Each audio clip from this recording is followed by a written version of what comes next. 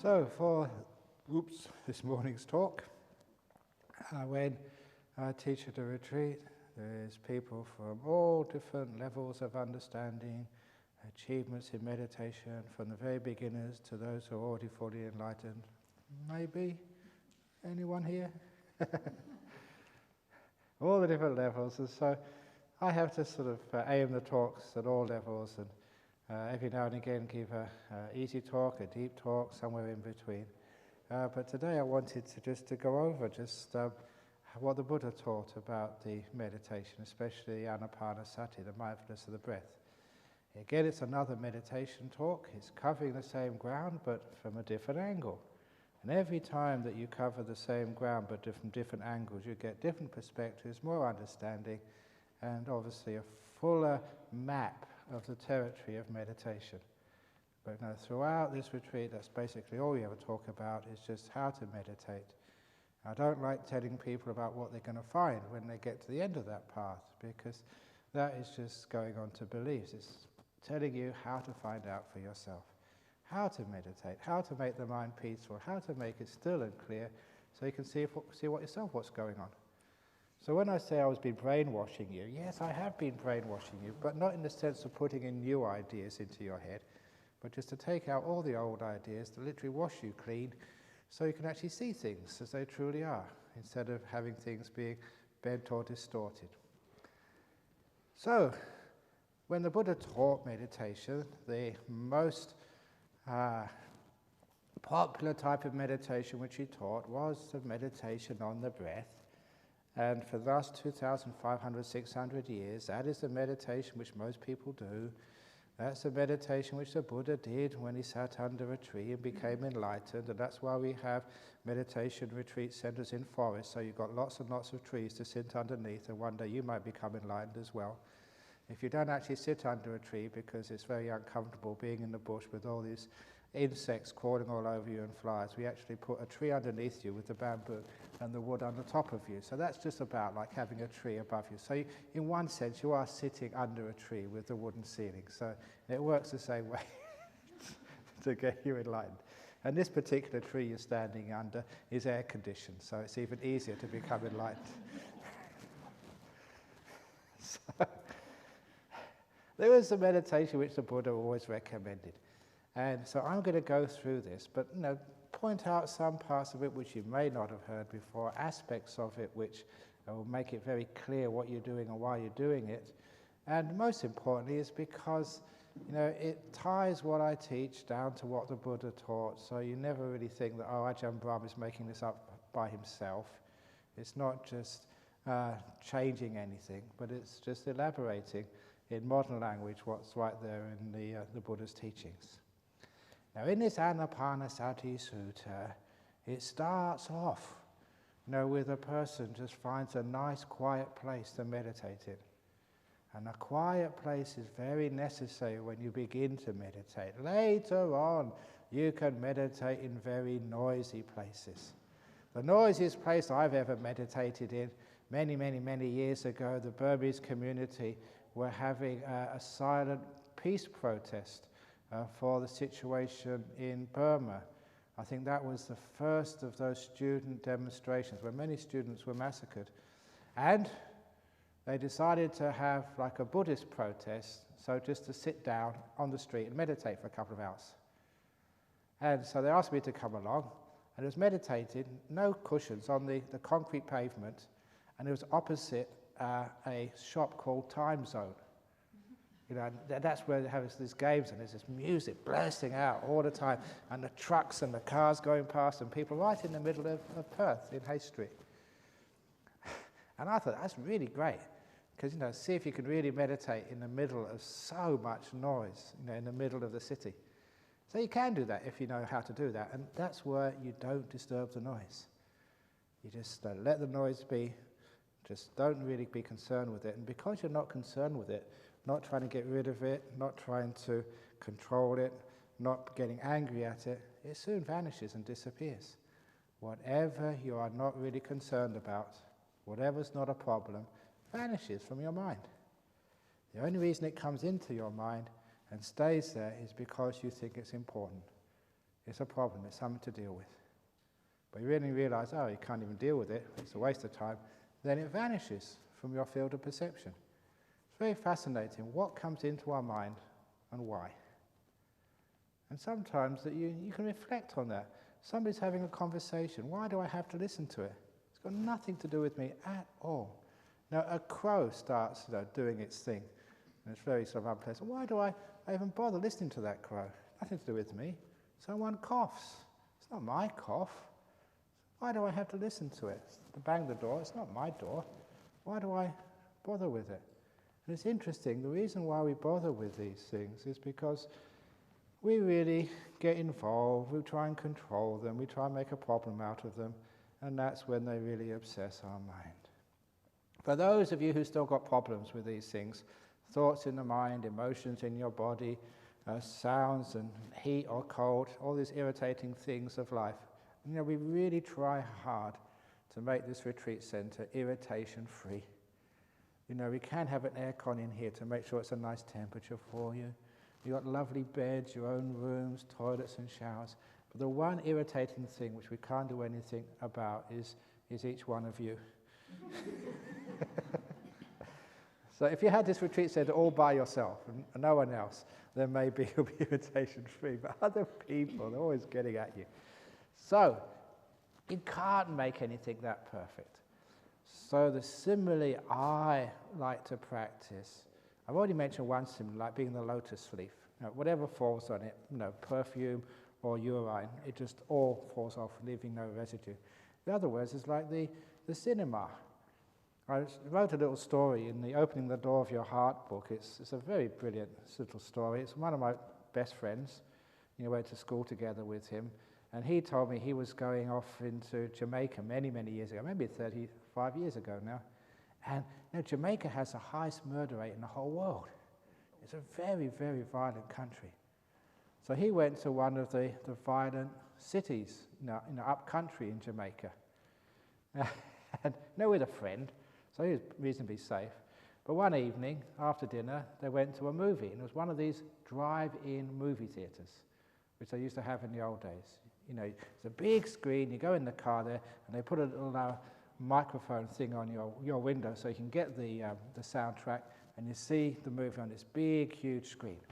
Only in this movie theatre, the screen was made out of concrete, a really thick concrete. It must have cost a fortune. It was the first time he ever seen a drive-in movie theatre with a concrete screen rather than the usual canvas screen. So he asked his friend, why is there a concrete screen here? And this was the answer. It was a very violent town, and in that town, they loved violent movies. Cowboy and westerns, the cops and robbers, those sorts of movies. And whenever there was a gunfight on the screen, the people in the audience would get out their guns as well and join in. Bang, bang, bang, bang. Shooting the sheriff, shooting the cop, shooting the robber, whoever they didn't like. And they'd join in.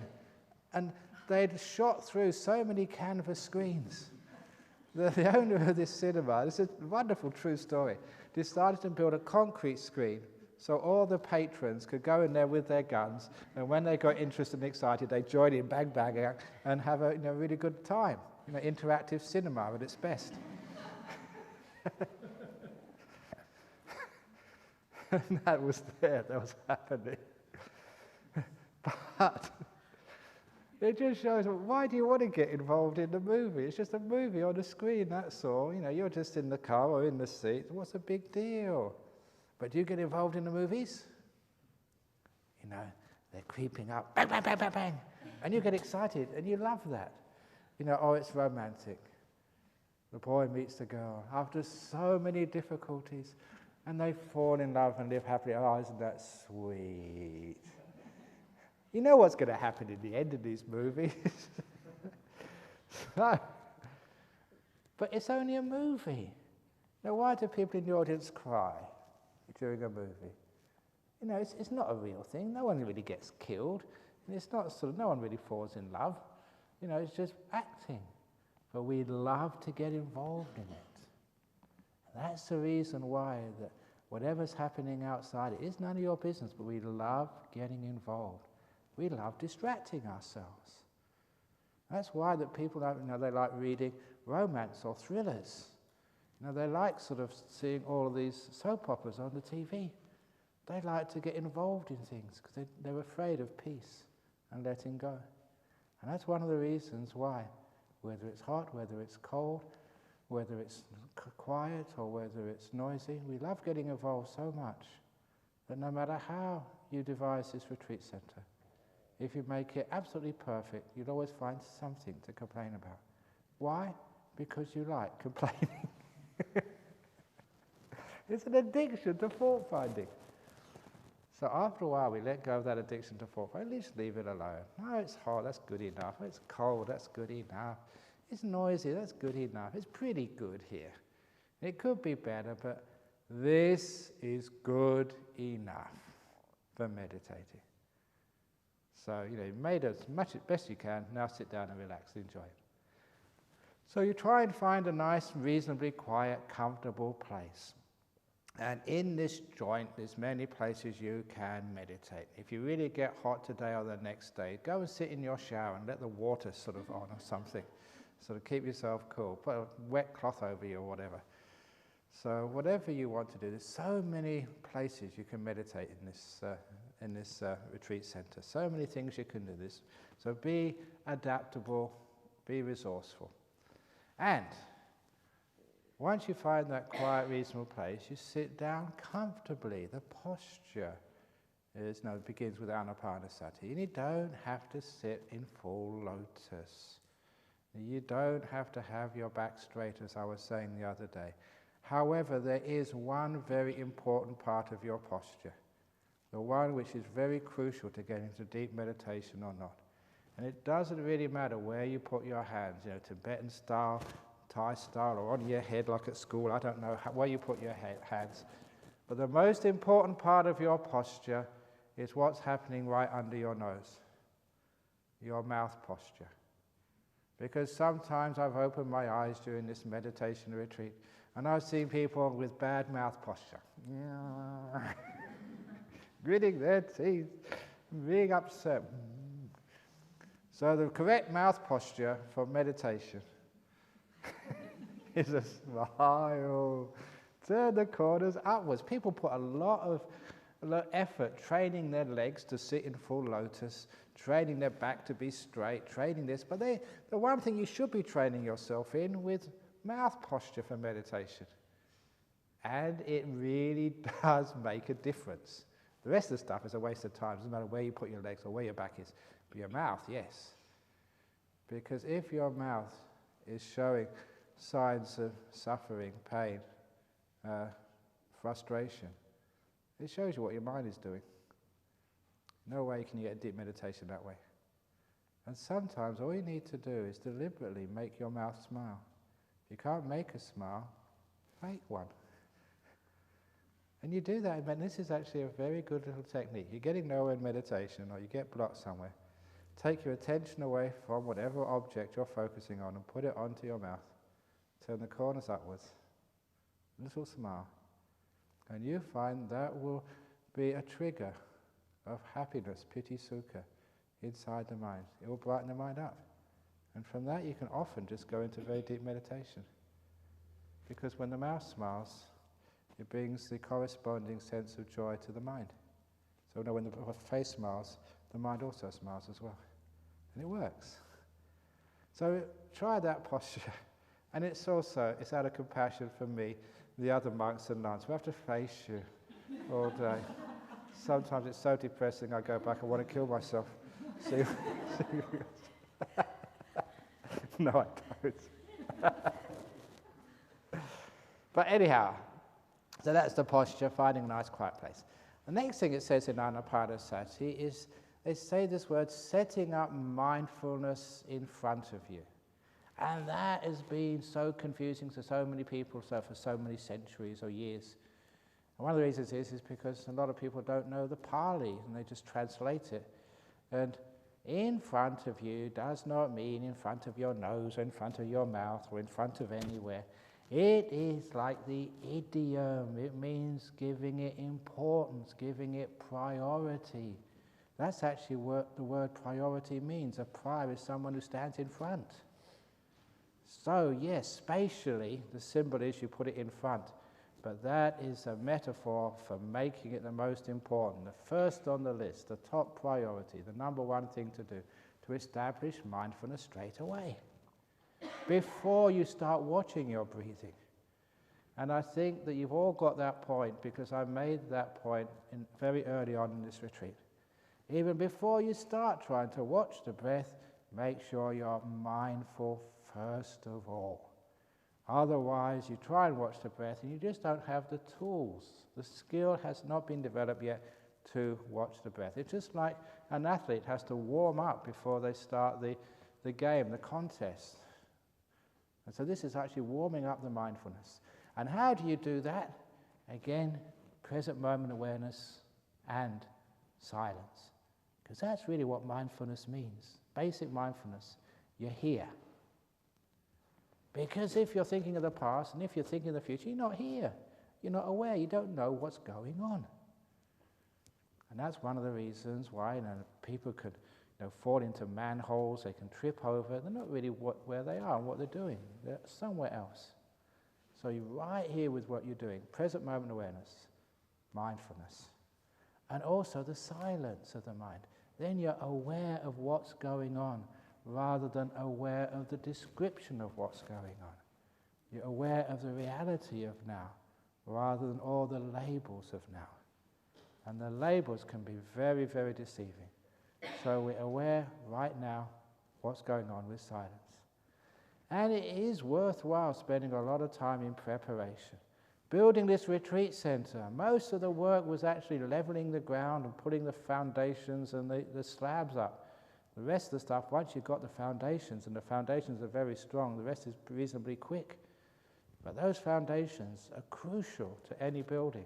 It's the same, the painters told me that most of their work, painting a wall or painting a ceiling, is a preparation. Cleaning it, sanding it, smoothing it, and then when they actually put the paint on, it's very, very quick. But the preparation is most important. And that's why the preparation with mindfulness, first of all. Get yourself here. And the other part of that preparation is resting. That's why the first few days of these retreats, I encourage you, have rest, have naps, however much you need. Because it takes time to get enough energy to get rid of the sleep deficit so that you feel energized enough that your mindfulness is strong to be able to see the breath. So that's actually the basics, and it's really good spending time on those basics. If you're still tired, then still rest. It doesn't matter how long you sleep. It's much better that you sleep 23 hours and you have 1 hour where you meditate and get enlightened, rather than have 1 hour of sleep and 23 hours of pain and suffering. So quality rather than quantity is important. And I think by now you should feel that. If your body's not at ease, it's very hard to get your mind at ease. So you get your body nice and easy. And once you have all those preparations, then you start the breath meditation. First of all, I'm just going through the steps as the Buddha taught. If you're breathing in long, you know it's long. Breathing out long, you know it's long. Breathing in short, you know it's short. Breathing out short, you know it's short. And some people think, I better do number 1 first, breathing in long. Now I've got to do short. And they think, they've got to do one after the other because that's how we've been brought up. No, these are just examples of when you're first watching the breath.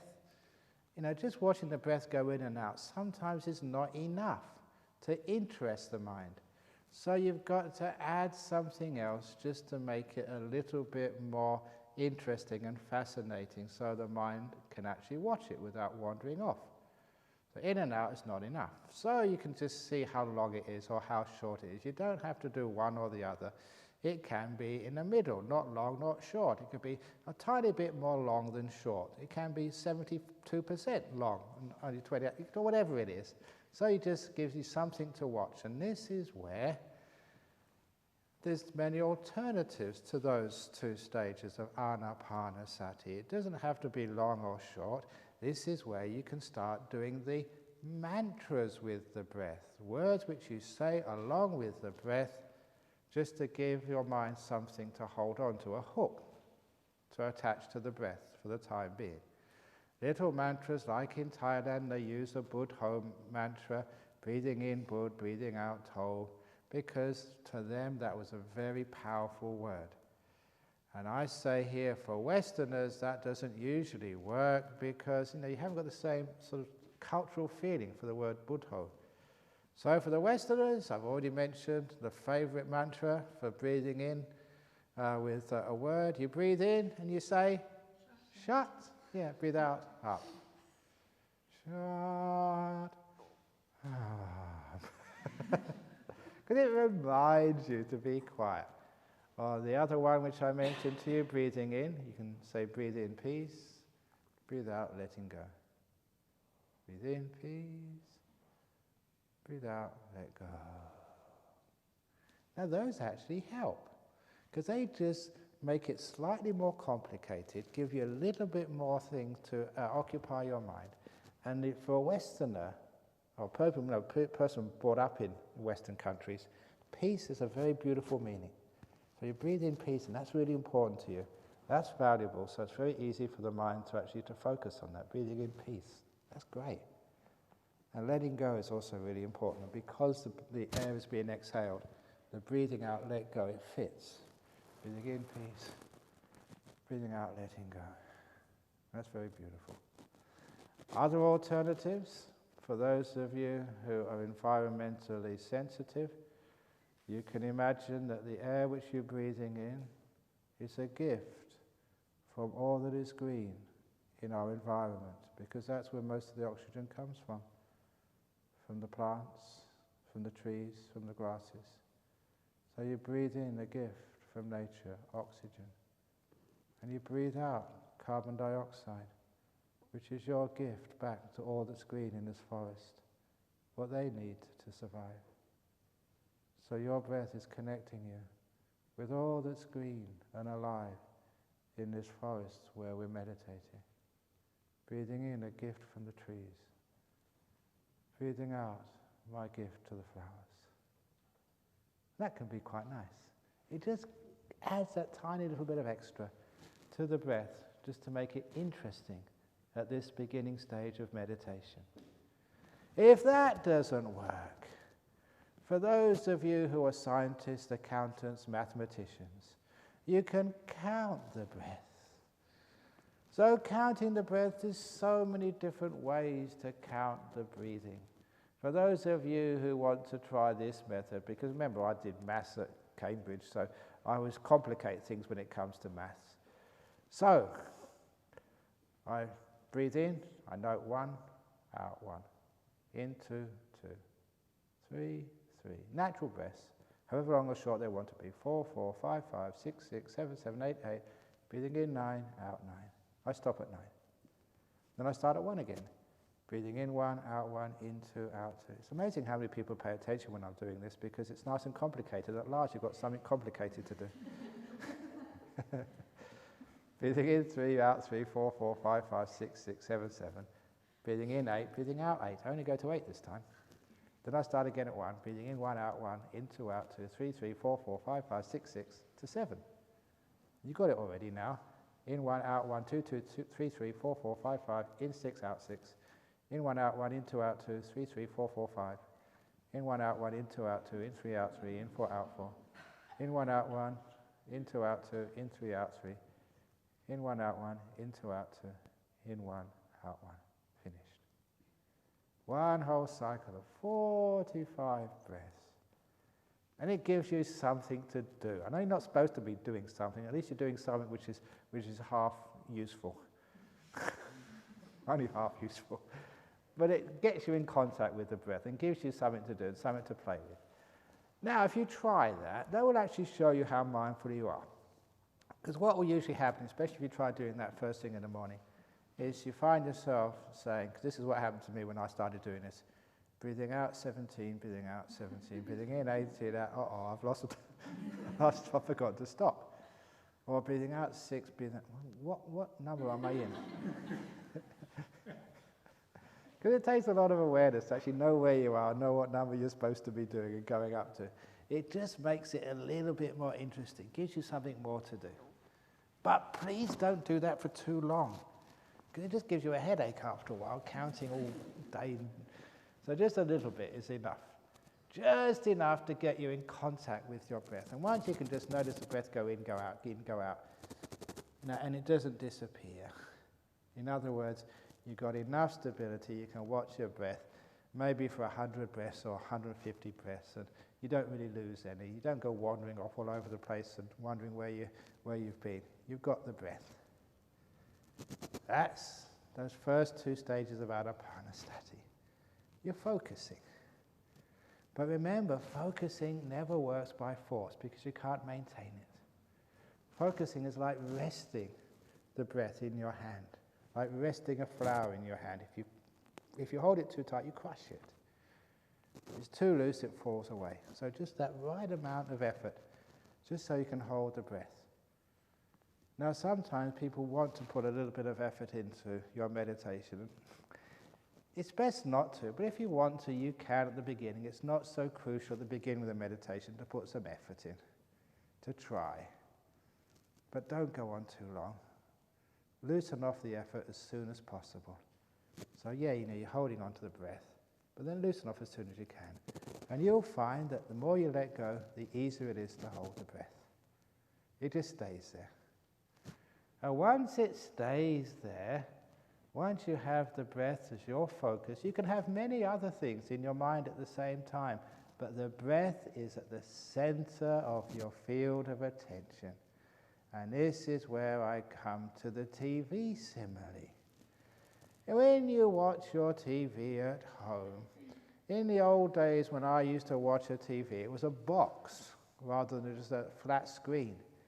And on the top of the box there'd be the picture of, your mum and dad's wedding or something, or of their kids, and underneath it'd have magazines and have flowers on the side somewhere.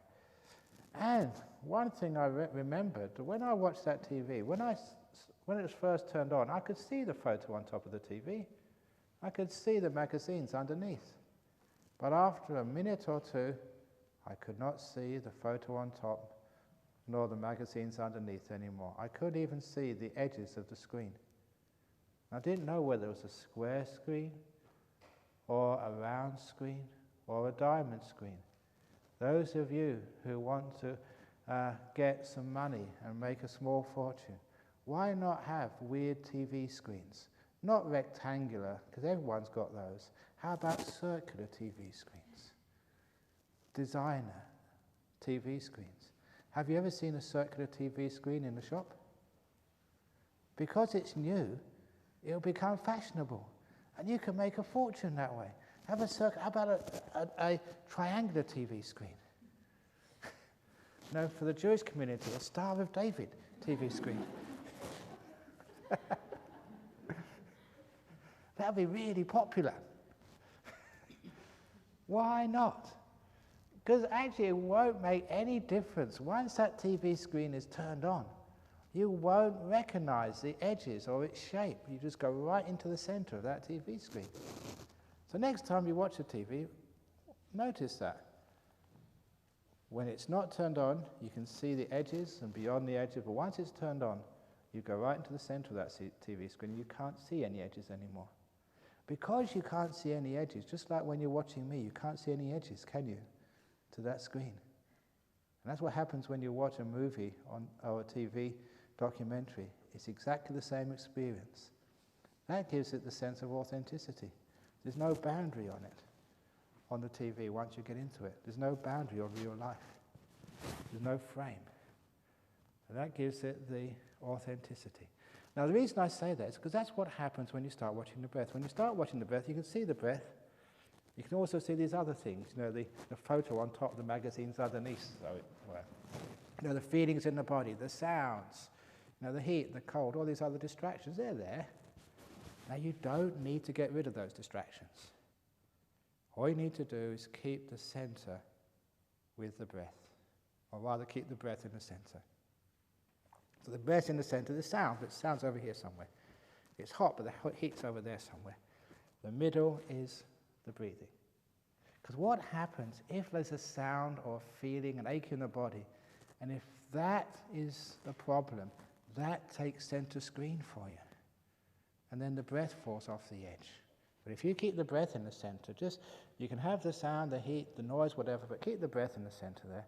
And after a while, just like watching the TV, that's all that's there, just the breath. And things on the edge have fallen off the edge of the screen. That's what I did in Hay Street, Mao, when I was meditating for that Burmese demonstration, or whatever they called it. Yeah, the noise was there, but in the center was my breath. And soon the noise fell off the screen, just like watching a movie. The edge of the screen just disappears as you focus in. That's what focusing means. So that's how you deal with distractions. You don't try and get rid of them, but you don't keep them on the center of your screen. You keep your meditation object at the center of the screen, and then you wait, and soon everything else disappears. And because everything else disappears, the feelings in the body, the sounds, whatever, they don't actually totally disappear, but they're at a distance, it's like 100 miles away, or maybe not that far, but it's a distance away. Yeah, you can feel heat, but it's over there, inside you with your breath, and it fills your screen. And the breath filling the screen, that's experiencing the whole breath, which I mentioned the other day. Beginning of the in-breath to the end of the in-breath. And in order to help you, there is a little meditation test for you. I want you to find out the answer to this problem. Which is longer, the space between the in-breath and the next out-breath, or the space between the out-breath and the in-breath? Because there's a pause. The in-breath is finished. The out-breath is yet to begin. There's a pause there. Or the out-breath is finished and the in-breath has yet to come. There's another pause. Which is the longest? Now you have to find that out. Makes it interesting, doesn't it? Like a little test. But what it really does mean, it means you have to really pay attention to the breath, every moment of it. In other words, it starts to fill your mind. So all you've got is the breath. Now, a lot of people might think that's boring, but to be able to do that, you have to have enough mindfulness, enough stillness, that the energy is now really going into the mind. You can't do very much. You have to wait and be still to watch this breath. Because you're waiting and being still, you're not doing anything, mindfulness starts to get the energy. And the breath does become very satisfying. You do start to get the joy, the first little bits of joy. And the next, that's number 3 stage of Anapanasati, Sapakayapati Sangvedi. You experience the whole of the breath. As I mentioned, the whole body, the whole aggregate of breathing. Nothing to do with the physical body. Physical body is a pain and is always disturbing you. And, I mentioned it early, you don't watch the breath at the tip of the nose, you don't watch the breath at the belly, you don't watch the breath anywhere, you watch the breath. You know that sometimes it's like a person like the CIA, and they're following a suspect, and they're following this guy, and he goes into the women's toilets. What should he do? Guys aren't supposed to go into the girls' toilets, but this spy did. So this suspect did. So the spy has to follow the suspect wherever it goes. If the suspect goes in the girls' toilets, the CIA guy has to go in the girls' toilets as well. And the reason I mention that is, if you're going to follow the breath, yeah, the breath is supposed to be at the tip of the nose. It's supposed to be at the belly. But sometimes it's not. Sometimes it hides. Sometimes it goes to places where it shouldn't be. And if you're going to follow the breath, you have to go wherever the breath goes. Not where it's supposed to be, but where it actually is. So that's why the little method of, am I breathing in, am I breathing out? I know that. How do I know? There's a sensation of feeling somewhere inside of you which tells you what the breath is doing. And that's a feeling. And I found it very effective not to locate it anywhere in my body. But actually, that when it settles down, it usually is on the tip of the nose. But only when I ask the question, where is that? Oh, it's tip of the nose. But a lot of the time, that particular perception of its location on the body, I just don't pay any attention to at all. And the benefit of that is the body disappears much quicker that way. Because if you're watching the tip of the nose, you may get itchy on the nose, you may sneeze. If you're watching on the belly, you may cough. You've got your body awareness.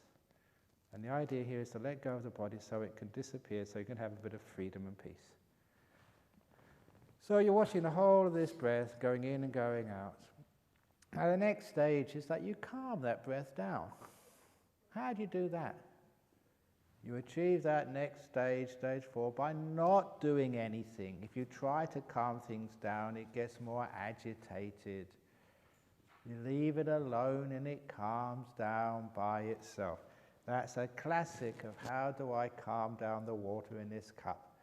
You put it down, let it go, and it calms all by itself. And that's what happens. That 4th stage of Anapanasati is just the breath starts to get smooth. You're watching the whole breath, and it calms down all by itself. What happens next? What do you mean by it calms down? When it calms down, it's not much of a problem anymore. It's still, it's smooth, it's even. It sort of starts to disappear. At least the in and out part of it is not the most prominent part anymore. Instead, the delight is the most important part. In the Anapanasati Sutta, the Buddha actually said, those first 4 steps, he said that fulfills the Satipatthana, the mindfulness of body. Because the breath is just a physical thing. And it's fulfilled it. You see in the breath. And the next Satipatthana, mindfulness of these feelings, the quality of every sensory experience of pleasure or pain, that's what now begins. It now becomes not watching the breath, but watching the feeling, the joy. And these are really important parts of Anapanasati. And this is one of the reasons I'm teaching this, because this emphasizes these next stages as crucial to the meditation, as taught by the Buddha. Breathing in, breathing out, you develop piti. Breathing in, breathing out, you develop sukha. Piti sukha, this joy and happiness.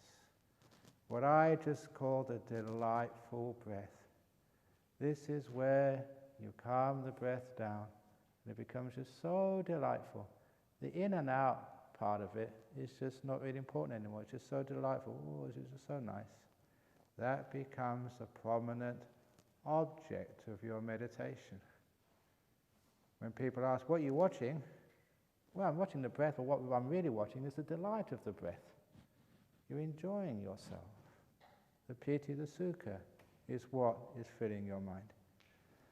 And of course, this is such a beautiful part of the meditation, because now you're having fun. Some of you, in your little questions you ask, say, oh, it's so difficult, you're getting tired, you're getting bored, nothing has happened yet, blah, blah, blah. Isn't it wonderful when you start getting into this beautiful meditation stage where you're having great fun? You sit here and just enjoying every moment of it, as some of you have. Now that is what is supposed to happen. That's 5th and 6th stages according to the Buddhism. This is where the meditation becomes joyful. So when it happens, well done, it's supposed to happen. Still, there's too many meditation teachers say, oh, you're enjoying yourself, that must be bad, you get attached, stop it immediately, stop it. I thought, what's wrong with having fun? Especially meditation fun, the Buddha said there's no problem at all. That, I mentioned already, that you should not be afraid of that piti sukha which comes up in meditation. Make much of it, develop it, follow it. And any monk or teacher, nun or whatever, who says you'll get attached to those stages, say yes, you will get attached to the happiness of meditation. But then quote Pasadika Sutta of Digha Nikaya, one of my favorite little quotes, where the Buddha said, anyone who gets attached to the pleasures of meditation, they can expect only one of 4 consequences. This is the only things which can happen to you if you get attached to the pleasures of meditation. Only 4 possibilities, not 5. And the 4 possibilities of people who get attached to the pleasure of meditation are stream winning, that's the first stage of enlightenment. Once returning, that's the second stage of enlightenment. Non-returning, that's the third stage of enlightenment. Or full enlightenment, number 4. Those are the 4 possibilities of being attached to the pleasure of meditation. You get enlightened, that's what we're supposed to be doing. So go for it. I don't know why it is, in religion especially, of all human endeavors, people are so afraid of pleasure. As somebody once said, the definition of Puritanism. Now that was that type of Christianity which went to the United States with the Pilgrim Fathers, which still really dominates their country. The definition of Puritanism is the fear that somewhere, someone is happy.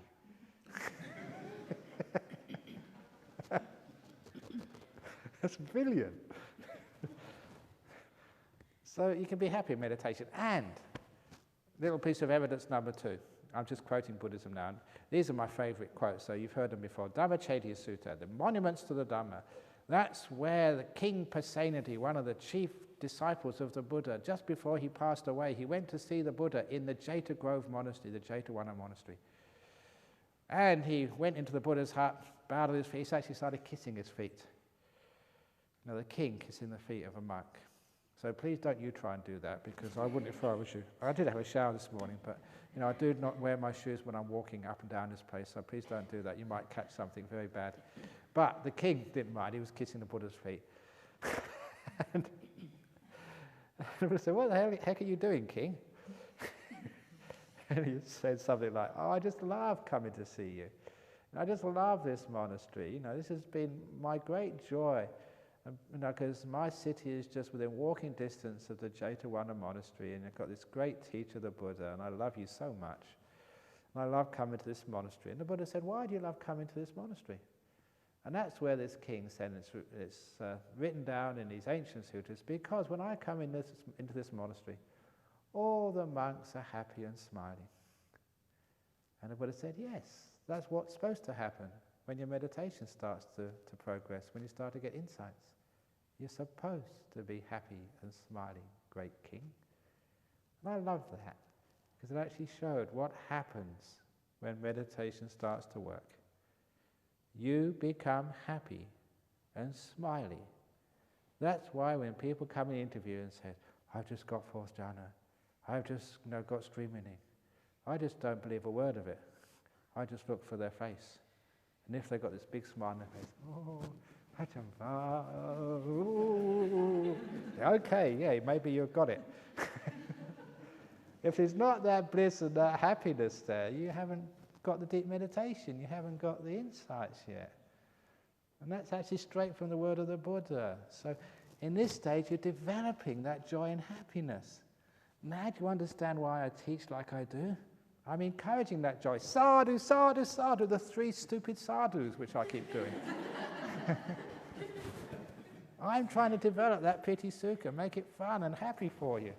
And when I'm encouraging that, after a while, you just give in. I mean, a few people resist. No, I'm serious. I'm a serious meditator. Piti sukha is what is supposed to happen. And eventually you give in, and it does happen. You become very joyful and smiling. That's the 5th and 6th stages of Anapanasati. And it's crucial. Many people have heard me say that's the pivot point of meditation. You get to that stage and then you're off. So that's where I really want to get people, to be able to watch the breath, and it's just so joyful. Having a wonderful time. Then I've done my job. It's like all downhill from there, in the sense of, you pick up speed and it just happens automatically. Once that joy starts coming up, The reason I call it a pivot point, because once it starts to get joyful in your meditation, just watching the breath, having a great time, no more effort is required. You don't have to force yourself to meditate. You don't have to sort of try and say, oh, how many more minutes should I sit? It's so natural. You love meditating, you're having a great time. You sit down there and you don't want to come up. You're having a beautiful experience. And the beauty is the glue which sticks the mind onto the object. Just the delight, the piti sukha. Having a great time, you don't want to go anywhere. Which means you're content, satisfied with whatever you're experiencing. Because you don't move, because the piti sukha holds you still, it creates more piti sukha, more joy. The stillness gets more energy. The energy creates more stillness. The stillness more energy. The energy more stillness, and it just builds up.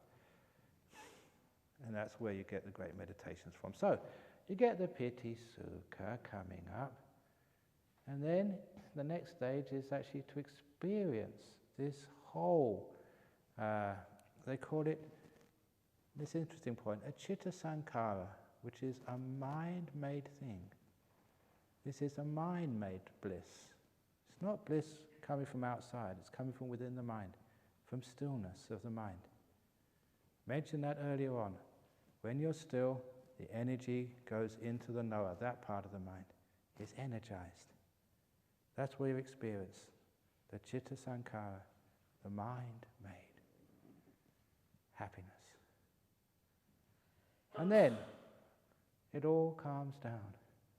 The mind-made happiness calms down, because that's still with the breathing. It's a beautiful breath. It calms down to the point that the breath disappears. Now those aren't stages which you do. Those are just like the layers of petals. It's just what happens. And sometimes you're halfway in between one stage and the next. Just like, you're in this territory, the no man's land. You've gone through one immigration, and then another immigration. I was just thinking of an example, just like going across the causeway from Singapore into Johor. You're neither in Singapore nor in Johor, you're on the bridge in between. There's many cases like that in meditation. You're in between one stage and another stage. It just develops seamlessly. You don't ask yourself, what stage should I get to next? You stay where you are and it just develops, it unfolds. And then you are in this delightful place. Because this is the 8th stage, the delightful breath vanishes. And what you're left with is just the delight. The best simile for this, now you're getting into some very refined stages of meditation, and it took me a long time to find a simile, but a simile came to me which is almost perfect, and that was from Alice in Wonderland. For those of you who know Alice in Wonderland, it was this really weird book done by this mathematics professor in Oxford. They always are weird in Oxford. Cambridge is okay, but Oxford is a bit weird. That was a brilliant, brilliant, brilliant book. And I quoted a lot from him. And the bit which I quote is a simile of the Cheshire Cat. And if those of you who know Alice in Wonderland, this great English little, joyful little fantasy novel, whatever you might call it, that Alice saw this cat sitting in a tree, and the Cheshire Cat has got a smile on its face. And the cat suddenly disappeared, and then appeared again, and then suddenly disappeared again. Now this is very meditation-like, things vanishing which aren't supposed to vanish, but I'll come across that later on when I talk about insight. And then Alice said, it quite gives me a headache seeing you coming and going so quickly. And so the cat said, okay, I'll vanish slowly for you. And then the cat started vanishing slowly. First its tail vanished, and then its legs, its paws vanished, and then its body vanished, leaving only its head. Then its ears vanished, then its whiskers went, and then its head vanished, leaving only the smile. And Alice said, this is strange. I've often seen a cat without a smile, but never before have I seen a smile without a cat. And that was absolutely brilliant, because that's what happens. The smile, the piti sukha, without the breath. You've often seen a happy breath, but now you see the happy with no breath. just left is the happiness, the joy, the piti sukha. Now many of you have seen the breath disappear and have gone into sort of that little dark space. Nothing's really happened there, you don't know what to do. One of the problems was that you didn't develop enough piti sukha, not enough joy. The happiness wasn't strong enough before the breath vanished. That's why, and one of the reasons why is because we think that that's not an important stage in the meditation. We watch the breath, we don't really care too much about the happiness.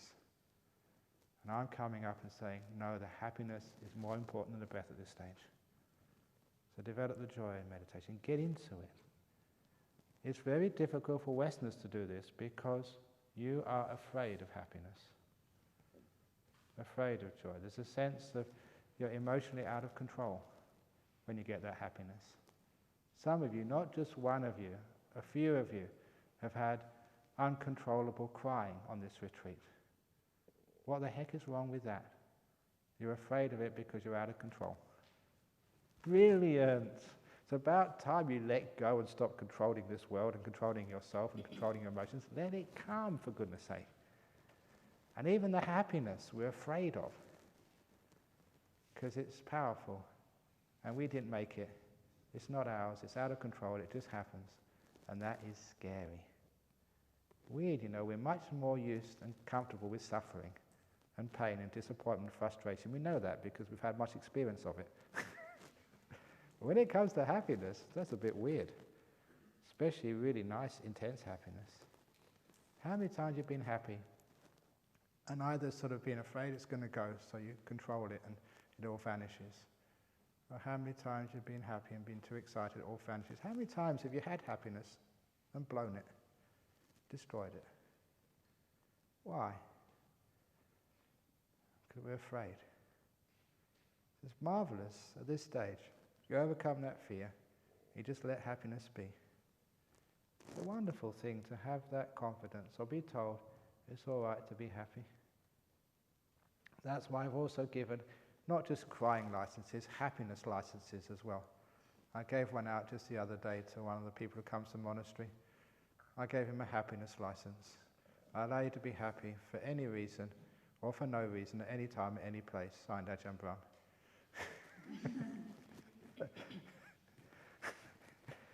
That's funny, isn't it? But why? And it's really important. It actually helps him be happy because why do you need permission to be happy? So I give that happiness license. So this comes up, and you have to give yourself that permission to be happy. So you get this beautiful happiness coming up in the meditation, and it just stays there. And then when that breath disappears, the happiness is what's left. And that is the power which makes you be able to experience the 9th stage of the Anapanasati. There's 16 stages, I'm only halfway, but the 9th stage is when you experience, this is how the Buddha said, you experience the citta, the mind. Now you all have heard the word mind, and you think you understand what the word mind means. It is just, that's it, just a label. It's just, yeah, I understand Paris, but you know, I've never been to Paris. So I've seen the pictures, I've seen people describe it. It's supposed to be the capital of France, I've got this little pointy monument somewhere. But if you've never actually been there, you don't really know it. The mind. You may think you know what it is, but only in that 9th stage do you really see it. You're face to face with it. Because what's happening here, as I mentioned earlier, focusing on the breath, early stage of meditation, everything else disappears. That's in the center of your screen. The sounds, yeah, they're at a distance. Feelings in the body, yeah, you can hardly feel them. When you really get into the delightful breath, that's so delightful, it's very hard to hear sounds. Very, very difficult to feel even the body, it's vanishing. And when that gets very, very strong, the 5 senses have gone. And that 6th sense, the mind, is what's literally covered up by the 5 senses. When you take the 5 senses out, that's what's left, the 6th sense. And that is one of the main purposes of this meditation, to get you the insight of what this mind actually is. Direct experience of this thing called your mind. You know what it appears like? It appears as this beautiful light. It's not a light. The visual sense is not working, but it's a mental object which you experience as a light. In exactly the same way as I said last night, when you die, the sight is not working anymore. Ask any doctor, you're dead. The eye is not working. That's why one of the ways they find out if you're dead or not, they put sort of the light, in your eye to see if there's any sort of movement there. No movement in the eye. Even the brain part of the eye, the visual part of the brain, is just not working at all. But people report seeing this beautiful light. This is a mental object. It's the way people perceive the mind. So that's why this comes up. This is actually that thing I call the nimitta, the sign of the mind, of the citta. This is what happens. This is what it feels like. And for those of you who've read lots of Buddhism and studied his suttas, Buddha kept on saying that this mind is radiant, when the hindrances are all gone. And that's what it's referring to, that particular stage of meditation. Because you've let go of so many obstacles, and now you're face to face with the mind, and it feels like this radiant moon or star or light or whatever. Sometimes it's like a screen with no particular locus, not a shape, but just a bright light covering the whole of your mental experience. These are real nimittas. This is that ninth stage of meditation, which is why I keep focusing on this. This is what the Buddha's taught in Anapanasati, the citta. And the 10th and 11th stages is that's when you brighten up that nimitta. That's the abhipamojayang citta. You actually start making it more and more radiant. And I'd say the next stage along with this, because they're linked together, it's not really stages, because some of these two things happen at the same time, is samadhahang citta, stabilizing, stilling that nimitta. Because sometimes you see these lights in the mind at that particular stage, and it's flashing up. You can have, the firework nimittas, as I call them, flashes of light and then disappearing. You can have, what else the other nimittas, which I kept, you have the very complicated nimittas when you see like streams or sort of landscapes, forests or whatever. That's complicated nimittas. But the nice ones are the simple and bright and stable. In other words, it just stays there. Very beautiful, very stable. So the job of meditation is to brighten it up and keep it stable. The most important thing is keeping it stable. And I gave you the clue a few days ago. The reason why that nimitta moves is because you're moving still. So it gives you that feedback. You're still, your nimitta is still. So after a while, you're mindful enough, it's moving around, and you notice when it becomes less mobile. You've let go a lot. You've stopped reacting. You're still. And if you can follow that insight which comes from the feedback given by mindfulness, you learn, you train yourself how to be so still that nimitta is totally still as well. It just doesn't move. It's just right there, lasting. Because you haven't moved. Now you have to be really, really still at this point. That's why it's a great test in developing very deep meditation. Slightest of movement and disturbs everything. You're training in deep states of stillness. Even any sort of movement at all, a slight sort of twitch, and it moves as well. And after a while you learn, you train yourself to be absolutely still. And that nimitta becomes still.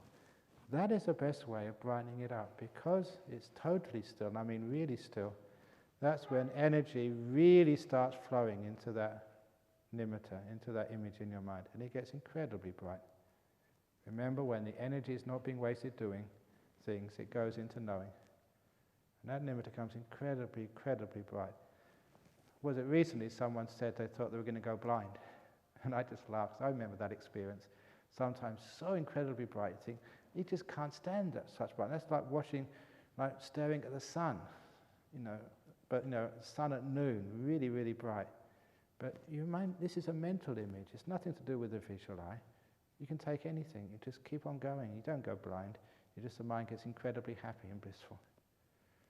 And that's just what happens. That's called the abhipamojayang citta, brightening up the nimitta. Joy, giving it even more joy. And that becomes the 10th and 11th stages of Anapanasati.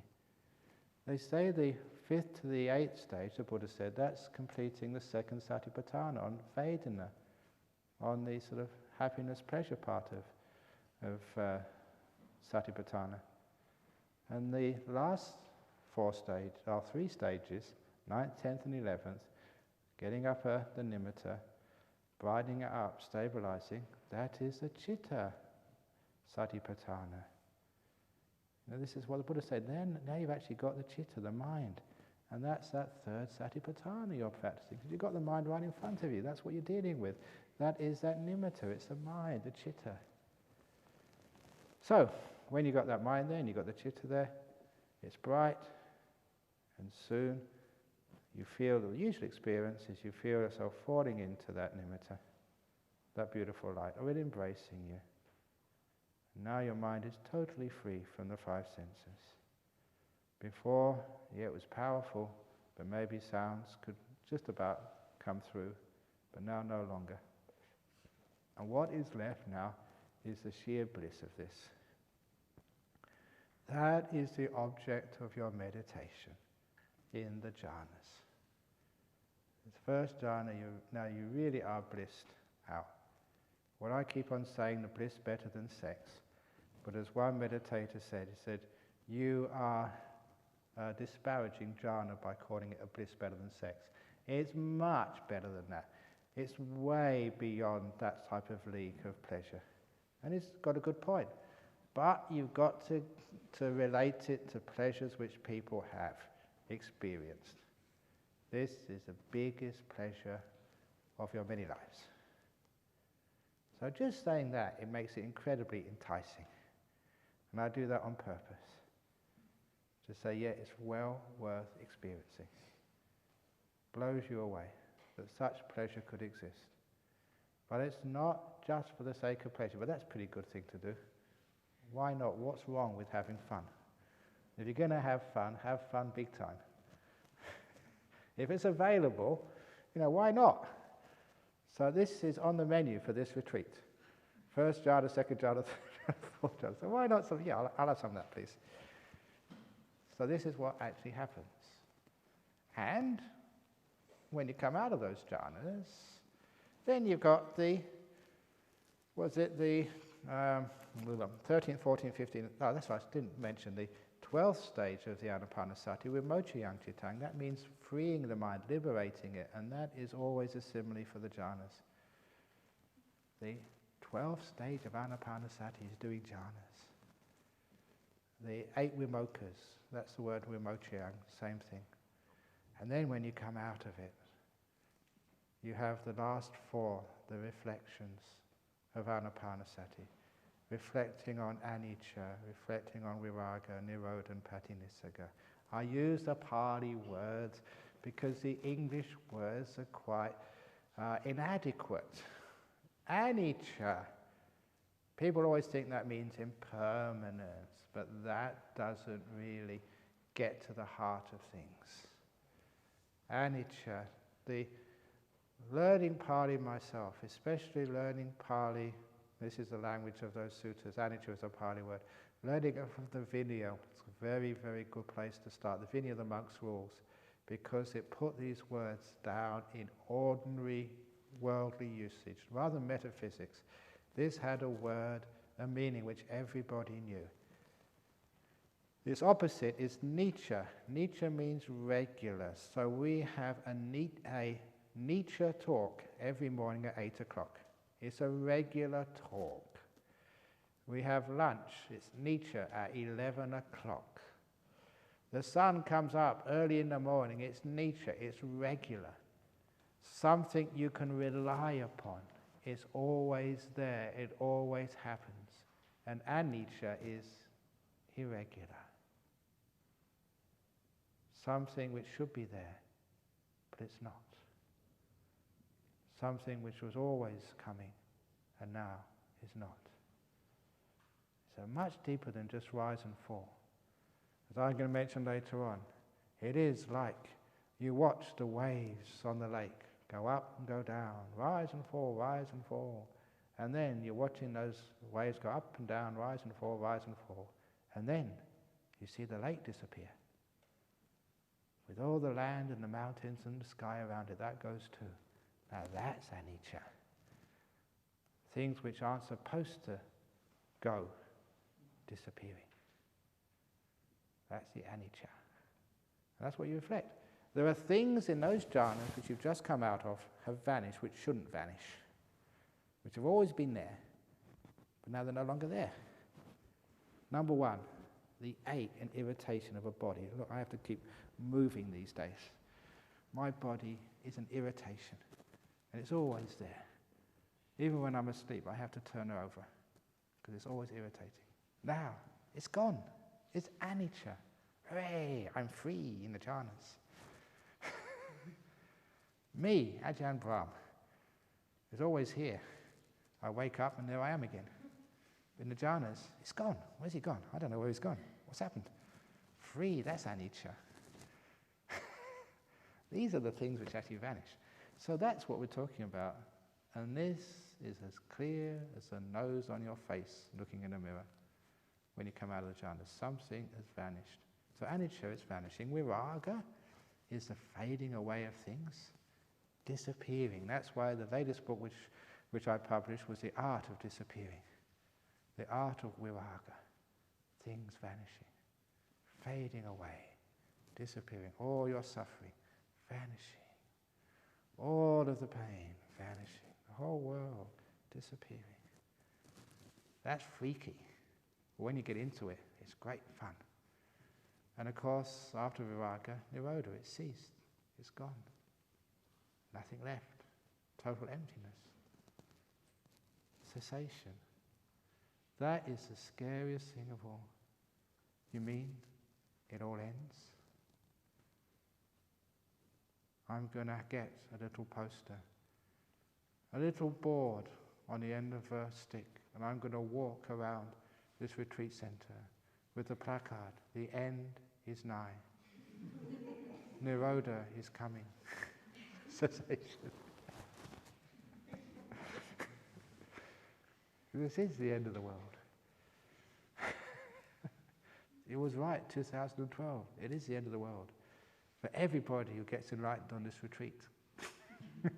Cessation, nibbana.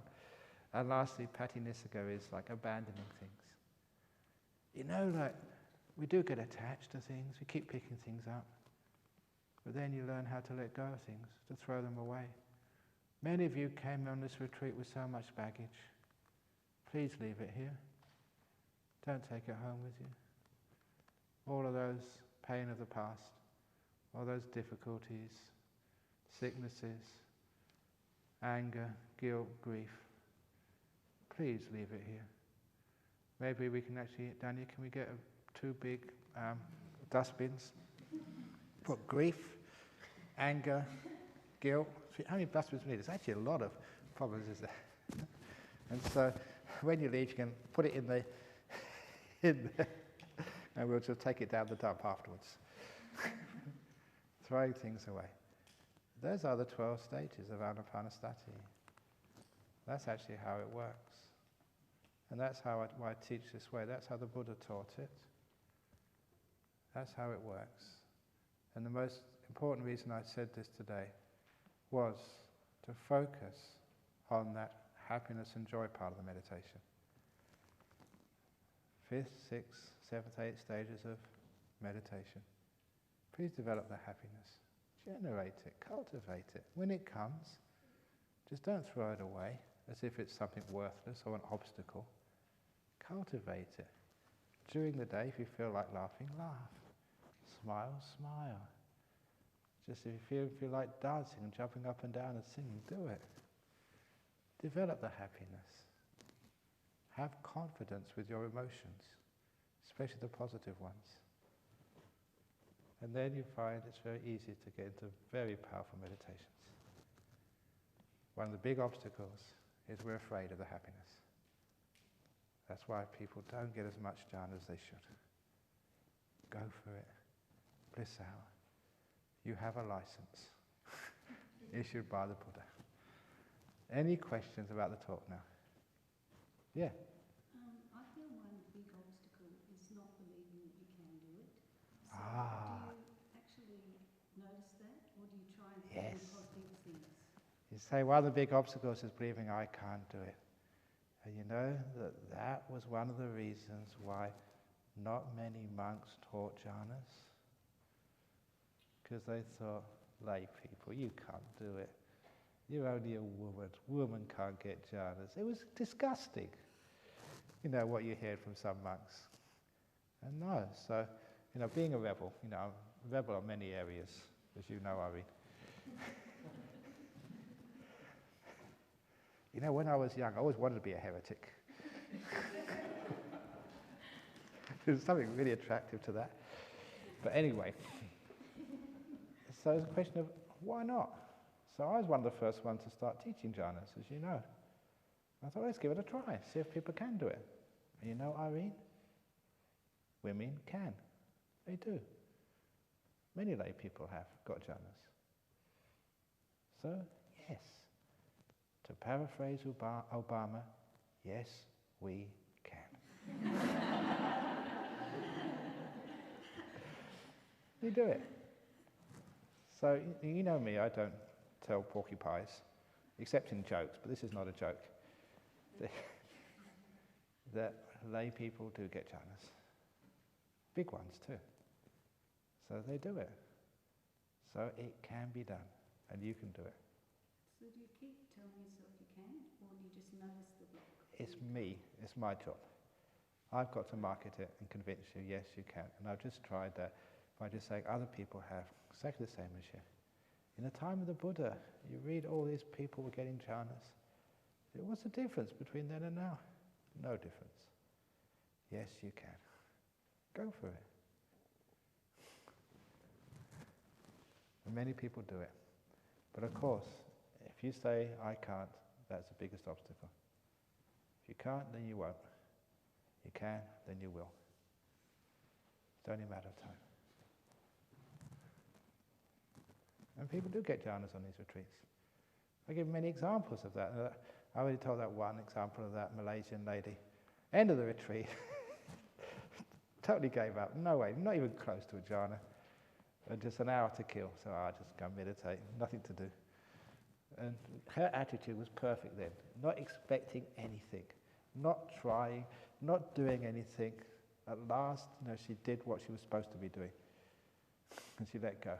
And she got this incredible deep jhana. And that was a wonderful experience for me to see that, because for me it's like, you're a mum. When your kids get really successful, you're really proud. And you guys are like my kids. So when you get something like that, I get really proud. I think, oh yeah, that's my disciple. They got jhana too. Yay!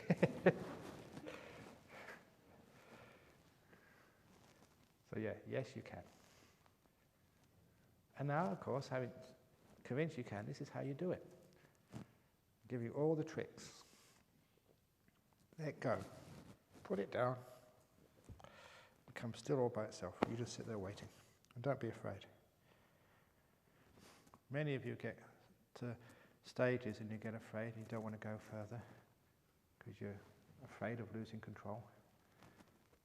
That's one of the biggest obstacles. You have to let go. Let go totally and bliss out.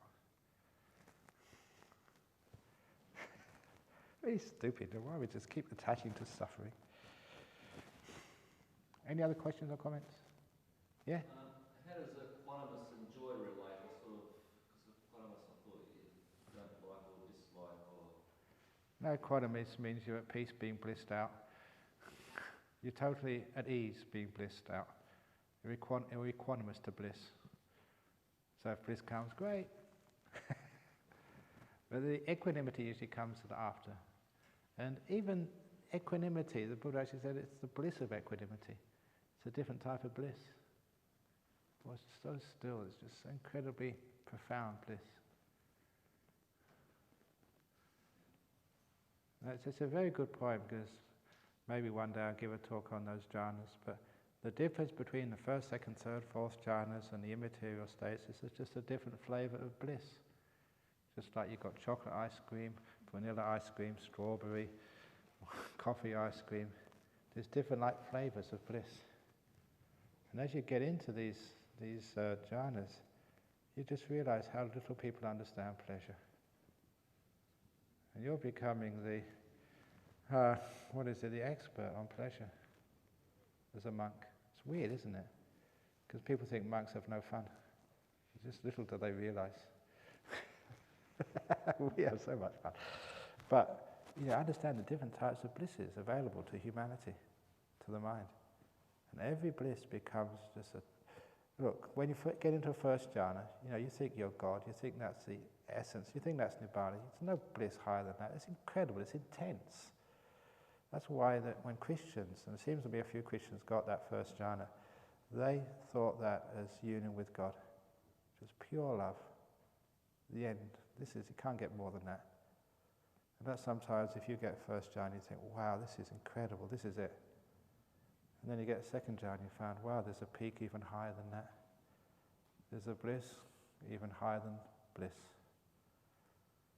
And then you get third jhana, you think, gee, where does this end? And it just keeps on going. More and more refined bliss. And I'm not exaggerating, that's just how it feels. Okay, I think I've got you all motivated now. So, no more talking. Go off and do it. And anyone who gets enlightened today, or gets jhanas today, if you get jhanas today, I'll give you permission to go into town and get a nice dinner.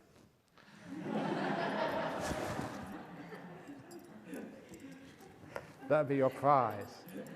That's a trick, because if you get into a jhana today, you just won't want a dinner.